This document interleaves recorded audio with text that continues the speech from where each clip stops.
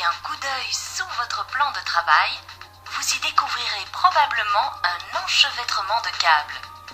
En effet, les câbles restent le moyen de connexion le plus utilisé pour assurer la communication entre divers appareils.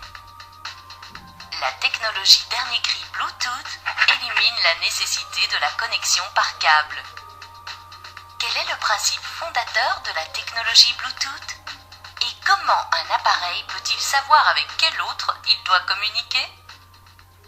Ce module se propose de répondre à tout ce que vous avez toujours voulu savoir au sujet de Bluetooth. Les câbles de connexion sont généralement très encombrants. Ils empêchent aussi de déplacer facilement les appareils.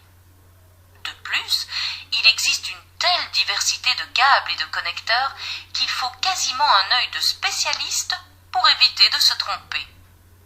La complexité de la technique du câblage est donc la principale explication du succès des technologies concurrentes, comme la liaison sans fil par infrarouge, par exemple. Les rayons infrarouges peuvent transporter des informations, à condition de ne pas rencontrer d'obstacles. Lorsque vous utilisez une télécommande, vous devez viser avec précision l'appareil en question. Si un obstacle intercepte le rayon, l'appareil ne réagira pas. La technologie sans fil par infrarouge n'est donc pas idéale dans toutes les circonstances. Il y a quelques années, un groupe de fabricants de matériel a décidé qu'il fallait mieux faire. Leur initiative a donné naissance au standard Bluetooth. Dans le système Bluetooth, chaque appareil possède une adresse prédéfinie. Dès que deux signaux se rencontrent, ils communiquent pour vérifier leurs adresses réciproques. Le signal d'un poste de télévision Bluetooth et celui d'une télécommande Bluetooth se reconnaîtront immédiatement. À deux, ils créeront tout à fait automatiquement ce qu'on appelle un mini-réseau ou piconet. Vous vous demandez probablement si un signal Bluetooth ne peut pas brouiller celui d'un autre appareil sans fil, comme un GSM, et vice-versa.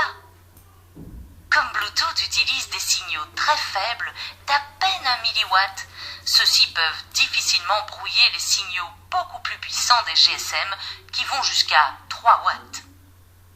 Et qu'en est-il des babyphones, des portes de garage et des téléphones sans fil?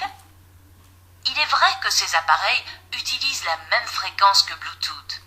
Mais dès que deux puces Bluetooth ont communiqué et ont constitué un mini-réseau, leur fréquence se met à varier, jusqu'à 1600 fois par seconde.